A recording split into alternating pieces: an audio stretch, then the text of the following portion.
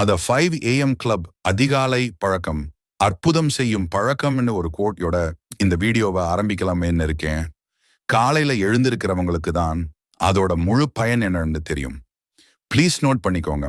காலையில எழுந்து அதை பயன்படும் வகையில பயன்படுத்தினா மட்டும்தான் பயன் தெரியும். சும்மா எந்திரிச்சு நானும் எந்திரிக்கிறேன் இன்னும் சொல்றவங்களுக்கு இல்ல இந்த வீடியோ. எனக்கு தெரிஞ்ச ஒரு சில பேர் காலையில எழுந்து வாக்கிங் போறேன்னு ஒரு 4 பேரோ 5 பேரோ ஒன்னா நடைய கட்டுவாங்க. ஊரு பேச்சு உலக பேச்சு, பக்கத்துக்கு வீட்டுக்காரன் பேச்சு, இப்படி ஆரம்பிச்சு கடைசியில பல்லு கூட விளக்காம டீ காபி வடை இல்லைன்னா மினி டிபன்னு சொல்லி சாப்பிட்டு நடைப்பயணத்தை முடிப்பாங்க. இது டெய்லி தொடரும். இதுக்கு வாக்கிங் போகாம இருக்கிறது எவ்வளோ மேல் இல்லையா? இன்னைக்கு இருக்கிற டிஜிட்டல் உலகம் நமக்கு ஒரு பக்கம் நல்லது பண்ணாலும் நமக்கே தெரியாம நம்ம மனசுல ஒரு பயத்தை விதைச்சு வச்சிருக்கு. ஏன் எதுக்குன்னு காரணமே தெரியாம ஓவர் திங்க் பண்றோம். எதுக்குன்னே தெரியாம பயப்படுறோம். யாருகிட்டயுமே ஒரு தெளிவான மனநிலை இல்ல.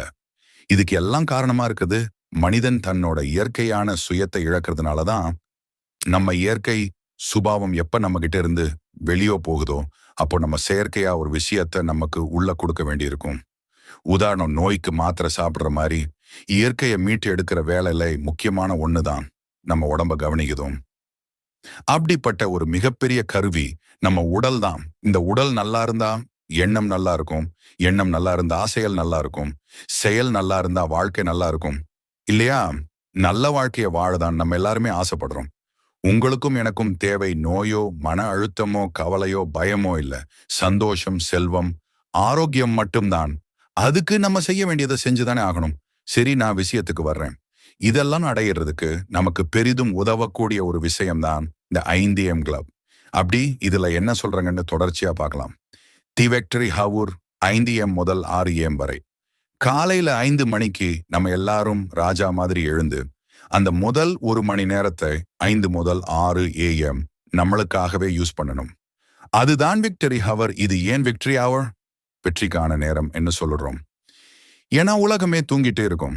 காலையில 5 மணிக்கு யாருகிட்ட இருந்தும் மெசேஜ், வாட்ஸ்அப் நோட்டிபிகேஷன், போன் கால்னு எந்த தொந்தரவும் இருக்காது. No distractions. அப்ப நம்ம மைண்ட் செம ஃப்ரெஷ்ஷா இருக்கும். நிதானமா குழப்பம் இல்லாம நம்ம வேலையில ஃபோக்கஸ் பண்ண முடியும். ஃபோக்கஸோட வேலையை முடிச்சா பெரிய ஆளா வரலாம்னு சொல்றாங்கல்ல, அதுக்கு இந்த 1 மணி நேரம் தான் சரியான டைம். வில் பவர் அதிகம் இருக்கும். ராத்திரி தூங்கி எழுந்ததுக்கு அப்புறம் காலையில நம்மளோட உறுதி வில் பவர் பயங்கர ஸ்ட்ராங்கா இருக்கும். அதனால நம்ம உடம்புக்கு நல்லது பண்றது, முக்கியமான விஷயத்த படிக்கிறதுன்னு எது பண்ணாலும் அதிகராக கடைபிடிக்க முடியும். அதே சாயங்காலமா இருந்தா சோம்பேறித்தனம் வந்துடும். இன்னைக்கே ஜெயிச்ச ஃபீல். நீங்க 5 மணிக்கு எழுந்து மற்றவங்கெல்லாம் தூங்கிட்டு இருக்கும் போதே 1 மணி நேரம் உழைச்சிட்டீங்கன்னா உங்களுக்குள்ள ஒரு ஜெயிச்ச ஃபீல் வந்துடும். அப்பாடா, இன்னைக்கு நாளோட முக்கியமான வேலையை ஆரம்பிச்சிட்டோன்னு ஒரு பாசிட்டிவ் எனர்ஜி நாள் முழுக்க இருக்கும். அதனால காலையில எழுது ஜெயிச்சவங்க சொல்ற பெரிய மந்திர வார்த்தையா இருக்கு. த 20-20-20 ஃபார்முலா. விக்டரி ஹவர்ல விக்டரி ஹவர், அதாவது காலை 5 மணியிலிருந்து 6 மணி வரைக்கும் நீ 20-20 ஃபார்முலா. ரொம்ப சிம்பிளான விஷயம். அந்த 1 மணி நேரத்தை 3ஆ பிரிச்சுக்கோங்க. ஒவ்வொரு 20 நிமிஷத்துக்கும் ஒரு முக்கியமான வேலையை வச்சிருக்கிறாங்க. ஃபர்ஸ்ட் 20 நிமிஷம் 5 மணி முதல் 5 மணி 20 நிமிஷம் வரை மூவ் பண்ணுங்க. அதாவது உடற்பயிற்சி செய்யணும், ஜிம்முக்கு போகணும்னு அவசியம் இல்லை. சும்மா வேர்கிற அளவுக்கு வேகமா நடக்கிறது, யோகா இல்லைன்னா லைட்டா ஜம்பிங் பண்றதுன்னு ஏதோ ஒரு ஒர்க் அவுட் பண்ணுங்க. இதனால உங்க உடம்புல இருக்கிற ஸ்ட்ரெஸ் ஹார்மோன் கோர்டிசால் குறையும், ஒரு புது எனர்ஜி கிடைக்கும், மூளையும் ஃப்ரெஷ் ஆகும். அடுத்த 20 நிமிஷம் 5 மணி 20 நிமிஷம் முதல் 5 மணி 40 நிமிஷம் வரை ரிஃப்ளெக்ட் பண்ணுங்க. அதாவது சிந்திக்கணும். அமைதியா உட்கார்ந்து தியானம் பண்ணலாம். இல்லைன்னா ஒரு டைரி எடுத்து இன்னைக்கு என்ன பண்ண போறோம், நம்மளோட இலக்கு என்னன்னு எழுதலாம். ஜேர்னலிங். நேத்து பண்ண தப்பு என்னன்னு யோசிச்சு அதை எப்படி சரி பண்ணலாம்னு பிளான் பண்ணுங்க. இது உங்க மைண்டுக்கு தெளிவை கொடுக்கும், நாளைக்கு ஒரு நல்ல வழியில கொண்டு போகும். கடைசி 20 நிமிஷம் 5:40 முதல் 6 மணி வரை க்ரோ பண்ணுங்க. அதாவது உங்க அறிவை வளர்த்துக்கோங்க. ஒரு நல்ல புக் படிக்குது, இல்லைன்னா உங்க வேலைக்கு தேவையான புது விஷயங்களை ஆன்லைன்ல கத்துக்குது, பாட்காஸ்ட் கேக்குதுன்னு எதுவா இருந்தாலும் உங்க வளர்ச்சிக்காக டைம் ஒதுக்குங்க. இது ரொம்ப முக்கியம். ஏன்னா உங்களோட எதிர்காலத்தை வடிவமைக்குது இந்த க்ரோ செக்ஷன் தான். ஆக மொத்தம் காலை 5லிருந்து 6 மணி வரை 20 நிமிஷம் உடம்புக்கு, 20 நிமிஷம் மனசுக்கு, 20 நிமிஷம் அறிவுக்குன்னு ஒதுக்கிட்டீங்கன்னா அந்த நாள்ல நீங்க யாராலும் ஜெயிக்க முடியாத ஒரு அசுர வேகத்துல இருப்பீங்க. இது இப்படி யோசிங்க. நீங்க சோஷியல் மீடியால ஸ்க்ரோல் டைம் வேஸ்ட் பண்றதுக்கு வாழ்க்கைக்காக இதை செய்யறேன்னு செய்யுங்க.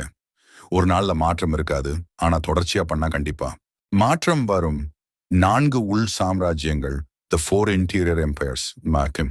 இந்த கான்செப்டோட முக்கியமான விஷயம் என்னன்னா, நீங்க வெளியில ஜெயிக்கணும்னா முதல்ல உங்களுக்குள்ள ஜெயிக்கணும். உங்க வாழ்க்கையோட வெற்றியை முடிவு செய்யற 4 முக்கியமான விஷயங்கள், ஏரியாஸ் இவைதான். இதை சாம்ராஜ்யம் மாதிரி கவனமா பார்த்துக்கிட்டா நீங்க பெரிய ஆளா வரலாம். இவைதான் அந்த 4 சாம்ராஜ்யங்கள். 1 மைண்ட் செட், மனசின் சாம்ராஜ்யம். இது என்ன? உங்க யோசனை, நம்பிக்கை, பயம், சந்தோஷம் எல்லாமே இந்த சாம்ராஜ்யம் தான். கவனம் தேவை. நீங்க எதை நம்புறீங்களோ அதுதான் உங்க வாழ்க்கையில நடக்கும். உங்களால ஜெயிக்க முடியும்னு நம்பினா ஜெயிக்க முடியும். இது கஷ்டம், என்னால முடியாதுன்னு நெகட்டிவா யோசிச்சா அதான் நடக்கும். பண்ண வேண்டியது காலையில தியானம் பண்றது, நல்ல விஷயங்களை படிக்கிறது மூலமா இந்த மைண்ட் செட்டை சக்திசாலியா மாத்தணும். 2 ஹார்ட் செட். ஹார்ட் செட் உணர்வுகளின் சாம்ராஜ்யம். இது என்ன?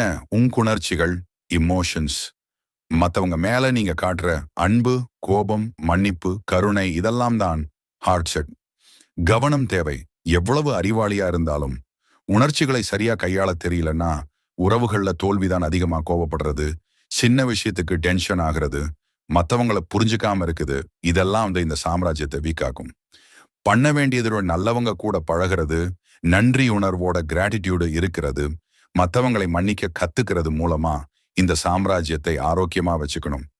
3 ஹெல்த் செட் மீன் உடலின் சாம்ராஜ்யம். இது என்ன? உங்க உடல் நலம், எனர்ஜி லெவல், நீங்க சாப்பிடுற சாப்பாடு, எவ்வளவு தூங்குறீங்க, இதெல்லாம் தான் ஹெல்த் செட். கவனம் தேவை. நீங்க உலகத்துல எவ்வளவு பெரிய விஷயம் பண்ணணும்னு நினைச்சாலும் உங்க உடம்பு சப்போர்ட் பண்ணலன்னா ஒன்றும் பண்ண முடியாது. சோர்வா டல்லா இருந்தா உங்களோட ஃபோகஸ் வீணாயிடும். பண்ண வேண்டியது 20-20-20 ஃபார்முலாவில் சொன்ன மாதிரி காலையில உடற்பயிற்சி பண்றது, சத்தான உணவுகளை சாப்பிடுறது, நல்லா தூங்குறது மூலமா இந்த சாம்ராஜ்யத்தை பலமா மாத்தணும். 4வது சோல் செட் ஆன்மாவின் சாம்ராஜ்யம். இது என்ன? உங்களுணர்வு. நீங்க இந்த உலகத்துக்கு ஏன் வந்தீங்க? உங்க வாழ்க்கையோட நோக்கம் என்ன? நீதி, நேர்மை, இதெல்லாம் தான் சால் செட். கவனம் தேவை. பணம் சம்பாதிக்கிறது, பதவிக்கு போறதுன்னு ஓடிட்டு இருக்கும்போது உங்க மனசுக்கு அமைதி இல்லைன்னா அந்த வெற்றிக்கு பெருசா மதிப்பு இருக்காது. பண்ண வேண்டியது மற்றவங்களுக்கு உதவி செய்யறது, உங்களுக்குன்னு ஒரு தியானம் அல்லது பிரார்த்தனை நேரத்தை ஒதுக்குறது மூலமா உங்கள் அமைதியை நீங்க பாதுகாக்கலாம். உங்கள் அமைதியை நீங்க பாதுகாக்கலாம். பழக்கம் பதியும் முறை, த ஹேபிட் இன்ஸ்டாலேஷன் புரோட்டோகால். 1 முதல் 22 நாட்கள் அழித்தல் கட்டம், த டிஸ்ட்ரக்ஷன் ஃபேஸ். என்ன நடக்கும்? இதுதான் ரொம்பவும் கஷ்டமான காலகட்டம். காலையில 5 மணிக்கு எழணும்னு நினைக்கிறப்ப உங்க பழைய பழக்கங்கள் படுத்து தூங்குறது, அலாரத்தை அணைக்கிறது உங்களை திரும்ப திரும்ப பின்னுக்கு இழுக்கும் சவால். நீங்க இப்ப புதுசா செய்ய நினைக்கிற பழக்கத்தை உங்க மூளை ஒரு ஆபத்து மாதிரி பார்க்கும்.